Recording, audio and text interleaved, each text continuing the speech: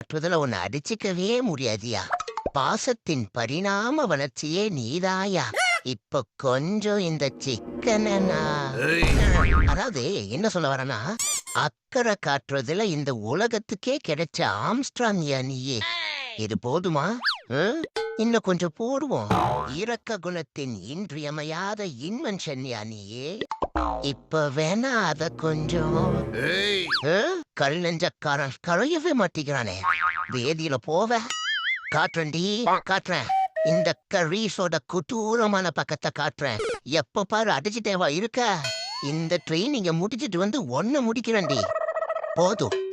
எங்க அவ? 5 minutes later. ஏய், இங்கதான் இருக்கியா? எப்படி இந்த கரீஸோட கிடுக்கு புத்தி?